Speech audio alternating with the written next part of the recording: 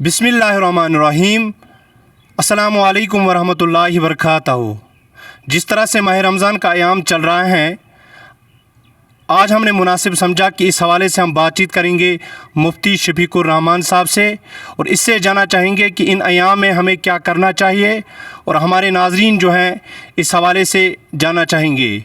शफीक साहब, बहुत बहुत शुक्रिया अपना कीमती वक्त देने के लिए। बिस्मिल्लाहिर्रहमानिर्रहीम। रमज़ानुल मुबारक अल्लाह ताला के साथ मुसलमान की खुसूसी क़ुर्ब और ताल्लुक़ का महीना है। बंदे की ज़िंदगी अल्लाह की रज़ामंदी के मुताबिक गुज़रनी चाहिए। माहौल और नफ्स व शैतान इंसान को अल्लाह से दूर करते हैं। अल्लाह ने अपने फ़ज़ल से ये मौका मुसलमानों के लिए मुख्तस फरमाया है कि माहौल भी बनता है और शैतान भी क़ैद रहते हैं, तो अल्लाह के साथ ताल्लुक़ मज़बूत करने में सहूलत होती है। ये महीना बरकतों का, रहमतों का और मग़फ़िरतों का महीना है। कुरान पाक में अल्लाह पाक इरशाद फरमाते हैं, मन ज़ुहज़िहा अनिन नारि व उदख़िलल जन्नत फ़क़द फ़ाज़। हर इंसान की कोशिश, जिद्दोजहद का मकसद होता है कामयाब होना और नाकामी से बचना। सबसे बड़ी कामयाबी जन्नत में दाखिल होना और सबसे बड़ी नाकामी जहन्नम में पहुँचना है। अल्लाह पाक फरमाते हैं, मन ज़ुहज़िहा अनिन नार, जिस आदमी को अल्लाह अपने फ़ज़ल से जहन्नम से बचा लें, व उदख़िलल जन्ना, और जन्नत में दाखिल करें, फ़क़द फ़ाज़, असल कामयाब वही है। और वह आदमी बड़ा नाकाम है जो जन्नत से महरूम हो जाए, जहन्नम पहुँच जाए।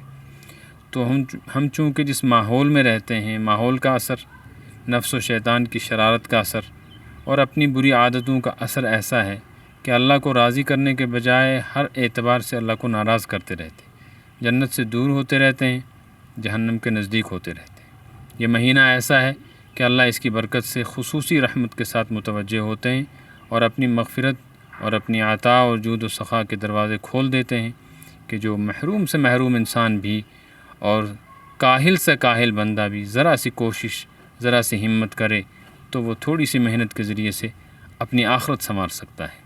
यह महीना सिर्फ़ तरावी और सिर्फ़ रमज़ान के रोज़े का नहीं, असल में इंसान की ज़िंदगी का एक मकसद है कि वो मुत्तकी बनकर ज़िंदगी गुजारे। मुत्तकी का मतलब है गुनाहों से बचकर अल्लाह की फरमाबरदारी करते हुए ज़िंदगी गुजारना। रमज़ान के रोज़ों की बरकत से जब हलाल चीज़ें इंसान छोड़ देता है, खाना पीना इंसान पे हलाल है लेकिन वो रमज़ान की बरकत से छोड़ता है, तो ये एक अमली मश्क़ है इस बात की कि बाकी ज़िंदगी में हराम चीज़ों से भी बचना है, कि अल्लाह ताला हराम से नाराज़ होते हैं और अल्लाह ने इंसान की ज़रूरत के लिए हलाल का इंतज़ाम किया है। तो जब हम रमज़ान में अल्लाह की रज़ामंदी के लिए हलाल चीज़ें छोड़ते हैं, तो गैर रमज़ान में बदरजा ओला हराम चीज़ें छोड़ देनी चाहिए। इसी तरह अल्लाह ताला के यहाँ इबादत में से नमाज का दर्जा बड़ा दर्जा रखता है।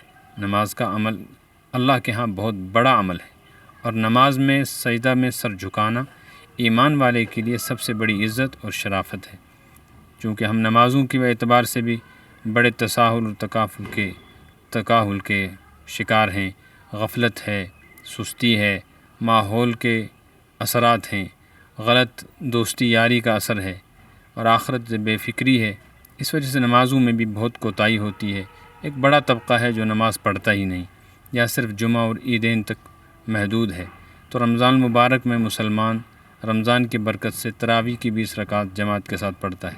ये इस बात की अमली मश्क़ है कि अगर तुम रमज़ान में अल्लाह को राज़ी करने के लिए, अपनी आखिरत संवारने के लिए जमात के साथ 20 रकत तरावी, 4 रकत इशा और 3 वित्र, तुम 27 रकातें खड़े होकर रोज़ाना पढ़ते हो, जबकि दिन में भूख प्यास भी होती है, गर्मी सर्दी का भी असर रहता है और कमज़ोरी और बीमारी भी होती है, इसके बावजूद रमज़ान की कदरदानी में तुम अल्लाह के हुज़ूर खड़े होते हो, तो रमज़ान के अलावा बाकी साल में कम से कम 4 रकत इशा के लिए अल्लाह के सामने खड़ा होना कोई मसला नहीं, उसकी तैयारी है। तो शफीक साहब, जानना चाहूँगा, अगर कोई इंसान रोज़ा नहीं रखता है तो उसके हवाले से बताइए कि उसको क्या करना चाहिए फिर। जो आदमी किसी उज़र न होते हुए रोज़ा ना रखे तो अल्लाह के यहाँ बहुत बड़ा मुजरिम और गुनहगार है, और रमज़ान के रोज़े को खो देना और इससे महरूम होना इतना बड़ा जुर्म है। हदीस में आया कि अगर कोई शख्स रमज़ान का रोज़ा बग़ैर उज़र के छोड़ दे, फिर उसे ख़याल आ जाए कि नहीं मुझसे गलती हुई, वो तौबा करे और तौबा करके इस एक रोज़े के बदले में सारी ज़िंदगी क़ज़ा रखता रहे, तब भी सारी ज़िंदगी की क़ज़ा रमज़ान के एक रोज़े का बदल नहीं हो सकती। اس لیے رمضان کا روزہ بڑی برکت کی چیز ہے، اس میں آخرت کا اجر تو ہے ہی، انسان کی صحت کا بھی اس میں بڑا خیال رکھا گیا ہے۔ شریعت نے جو احکامات دیے ہیں، آخرت کا نفع اور آخرت کا ثواب اور اجر تو ہر عمل میں ہے، لیکن جو بھی احکامات شریعت نے دیے ہیں دنیا میں بھی وہ فائدے سے خالی نہیں ہیں۔ نماز ہو، روزہ ہو، زکوٰۃ ہو، حج ہو، جو بھی عمل ہو، اس کے برکات اور اس کے اثرات دنیا میں بھی عمل کرنے والے کو نصیب ہوتے ہیں۔ تو رمضان کا روزہ فرض ہے مسلمان کے لیے، اتنی وجہ کافی ہے کہ یہ اللہ کا حکم ہے، اور اجر کے اعتبار سے یہ اتنا بڑا عمل ہے کہ حدیث شریف میں ہے، حق تعالی شانہ فرماتے ہیں روزہ میرا ایک مخصوص بندے کا ایسا عمل ہے کہ اس کے بدلے میں خود اس بندے کو ملتا ہوں، یا ایک حدیث سے اس حدیث کا مطلب یہ ہے کہ اس کے بدلے میں جو اجر اس کو دیا جائے گا وہ ایسا ہوگا جو براہ راست اللہ پاک اپنے ذریعے سے بندے کو عطا فرمائیں گے۔ بڑی محرومی کی بات ہے کہ جو آدمی رمضان میں بھی عذر کے بغیر روزہ نہیں رکھتا۔ البتہ اگر کسی انسان کو عذر ہے، قرآن نے ایسے معذوروں کو الگ کیا ہے۔ جو آدمی ایسا سفر کر رہا ہے کہ سفر میں پریشانی ہے، یا ایسی تکلیف ہے کہ روزہ رکھنا مشکل ہے، تو اس کے لیے شریعت نے گنجائش رکھی ہے کہ جب وہ عذر ختم ہو جائے، سفر سے واپس آ جائے یا بیماری ٹھیک ہو جائے، تو اس صورت میں وہ ان روزوں کی قضا کرے۔ جیسے سفر میں نماز قضا ہو جاتی ہیں تو حضر میں گھر پہنچ کے نماز قضا پڑھی جاتی ہے، ایسے روزے کا بھی مسئلہ ہے۔ تو شفیق صاحب، بہت انسان جو ہیں تذبذب کے شکار رہتے ہیں کہ کن چیزوں سے جو ہیں یہ جو روزہ ہیں ٹوٹ جاتا ہے، تو اس حوالے سے بھی آپ روشنی ڈالیں۔ روزہ ظاہری اعتبار سے کھانے پینے سے ٹوٹتا ہے، اور حقیقت میں روزے ٹوٹنے کی دو صورتیں ہیں۔ ایک روزے کا ٹوٹنا یہ ہے کہ روزہ ٹوٹ گیا، اب اس کی قضا واجب ہو گئی، وہ یہ ہے کہ کوئی انسان جان بوجھ کے کھا لے، کچھ پی لے تو اس کا روزہ ٹوٹ جائے گا۔ لیکن ایک صورت یہ ہے کہ بظاہر شریعت اس پر روزہ ٹوٹنے کا حکم نہیں لگائے گی، یعنی اس کی قضا تو واجب نہیں ہوگی، لیکن روزے کا رکھنے کا جو مقصد ہے وہ فوت ہو جائے گا اور اس کے اجر سے محرومی ہوگی۔ وہ ہے روزہ رکھ کے گناہ کرنا، چاہے کوئی بھی گناہ ہو وہ روزے کو متاثر کرتا ہے۔ کچھ گناہ ایسے ہیں جن کے ہم عادی ہیں، جیسے نظر کا گناہ، زبان کا گناہ، بری سوچوں کا گناہ، گندے خیالات کا گناہ، ترک تعلقات کا گناہ، حرام کمائی کا گناہ، جس میں ملوث ہیں تو پھر اس سے نکلتے نہیں، رمضان میں روزہ رکھ کر بھی یہ اعمال کرتے رہتے ہیں۔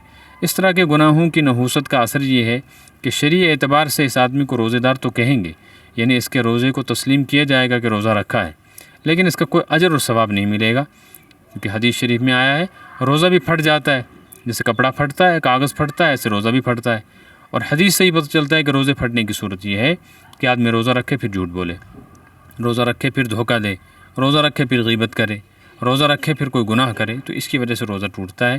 عام طور پہ مسلمان روزے کے احترام میں مسائل میں جانتے ہوئے کھانے پینے سے مکمل احتیاط کرتے ہیں، بلکہ جو لوگ سگریٹ کے عادی ہوتے ہیں، چائے کا جن کو چسکا اور نشہ ہوتا ہے، وہ لوگ بھی صبر کرتے ہیں اور صبح سے لے کے شام تک روزے کی وجہ سے کھاتے پیتے نہیں اور سگریٹ سے اور نشے کی چیزوں سے بچتے ہیں، حالانکہ ان کو لت لگی ہوتی ہے۔ لیکن بڑا المیہ یہ ہے کہ عوام تو عوام، خواص بھی روزہ رکھ کر کھانا پینا چھوڑ دیتے ہیں لیکن گناہ نہیں چھوڑتے، تو گناہ نہ چھوڑنے کی وجہ سے بھی روزہ ٹوٹتا ہے، لیکن اس روزے ٹوٹنے کا مطلب یہ ہے کہ آخرت میں اس کا کوئی اجر نہیں ملے گا۔ جیسے گناہوں سے بچنے کی کوشش کرنی ہے، ہر گناہ روزے کو متاثر کرتا ہے، جیسے ہر قسم کا کھانا روزے کو توڑ دے گا۔ آخر پہ مسلم امہ کے لیے کوئی پیغام، خاص کر وادی کشمیر کے نوجوانوں کو اس حوالے سے، ماہ رمضان کے مقدس مہینے کے حوالے سے؟ ہر آنے والا دن اور ہر گزشتہ دن، گزرا ہوا دن ایک نیا پیغام دے رہا ہے۔ زندگی بہت مختصر ہے اور ہمارے اوپر، اس امت کے اوپر بڑی ذمہ داریاں رکھی گئی ہیں۔ ہم آخرت سے دوری اور خدا بیزاری کی جس رو میں بہہ رہے ہیں اس وقت، اور گناہوں کا جو ماحول بنا ہوا ہے، تو یہ رمضان المبارک جو ہے خاص طور پہ اس میں نوجوان نسل کو، جوان طبقے کو اس بات کا خیال کرنا چاہیے، عزم اور ارادہ کرنا چاہیے کہ رمضان کے اس مبارک مہینے میں ہمیں اللہ تبارک و تعالیٰ نے اپنے فضل سے کچھ نعمتیں عطا فرمائی ہیں کہ نماز کی پابندی کر رہے ہیں، روزہ رکھ رہے ہیں اور بہت سے گناہوں سے بچ رہے ہیں۔ یہ اصل مقصد ہے زندگی کا، لہٰذا ارادہ یہ کر لیں کہ اس رمضان میں انشاءاللہ العزیز مکمل عزم کریں گے، پختہ ارادہ کریں گے کہ آنے والی جو زندگی ہے اس میں انشاءاللہ گناہوں سے بچیں گے، بے حیائی سے بچیں گے۔ اس وقت شراب اور بہت سارے نشے ایسے ہیں جو عام ہو رہے ہیں، اور اس سے پوری اگلی نسل کھوکھلی ہوتی جا رہی ہے۔ تو جب ہم رمضان میں اللہ کو راضی کرنے کے لیے پانی تک نہیں پیتے تو شراب اور اس طرح کے نشے کی چیزوں سے اللہ تعالیٰ ناراض ہوتے ہیں، ان سے بدرجہ اولا بچنے کی کوشش کریں۔ ہم آج تراویح کا اہتمام کر رہے ہیں، سحری میں 2 گھنٹے پہلے اٹھ جاتے ہیں، عشاء میں 1-1.5 گھنٹہ مسجد میں رہتے ہیں، تو آج سے ارادہ کریں کہ انشاءاللہ رمضان مکمل ہو کر بھی ہم سویرے اٹھیں گے، انشاءاللہ عشاء اور فجر جماعت سے پڑھیں گے۔ حدیث میں آیا ہے جو آدمی فجر کی جماعت اور عشاء کی جماعت میں شرکت کو بھاری سمجھتا ہو تو وہ آدمی منافق ہے۔ ہم کہیں ایسا نہ ہو منافقوں کی فہرست میں شامل ہوں اور ہم اپنے آپ کو مسلمان سمجھتے رہیں۔ اس لیے مسلمان خاص طور پہ جوان اس بات کا ارادہ اور عزم کریں کہ پوری ملت اسلامیہ اس وقت عجیب و غریب صورتحال سے دوچار ہے، قتل و غارت گری ہے، خون خرابہ ہے، مار دھاڑ ہے، ڈر اور خوف کا ماحول ہے، اور ادھر معاشی تنگیاں ہیں اور دن بدن حالات بگڑتے جا رہے ہیں، اور یہ ساری کی ساری ذمہ داری مسلمانوں پر ہے کہ وہ پورے عالم کے ماحول کو ٹھیک کریں۔ اللہ کی فرمانبرداری سے ماحول عالم کا ٹھیک ہوگا، لہٰذا نافرمانی کو چھوڑیں، گناہوں کو چھوڑیں، توبہ استغفار کریں، اپنے رب کے ساتھ خصوصی تعلق پیدا کریں، حضرت نبی پاک صلی اللہ علیہ وسلم کے ساتھ محبت اور آپ صلی اللہ علیہ وسلم کی سنتوں کی اتباع کریں، خاص طور پہ اپنی شکل اور صورت جو ہے وہ سنت کے مطابق بنائیں۔ اس بات کا خاص طور پہ جوان ارادہ کریں انشاءاللہ العزیز، تو اللہ اس رمضان کی برکت سے ان کے ارادوں میں برکتیں پیدا فرمائیں گے۔ ناظرین، یہ ہمارے ساتھ بات چیت کرنے کے لیے موجود تھے مفتی شفیق الرحمان صاحب، جس نے ماہ مبارک کے مقدس مہینے کے حوالے سے جو ہے امت مسلمہ سے جو ہیں کافی سارے جو ہیں باتیں سامنے رکھی ہیں۔ تو ناظرین، ملتے ہیں اور کسی پروگرام میں اور کسی شخصیت کے ساتھ، تب تک دیجیے اپنے میزبان عرفان غنی بٹ کو اجازت۔ اللہ حافظ و اللہ نگہبان۔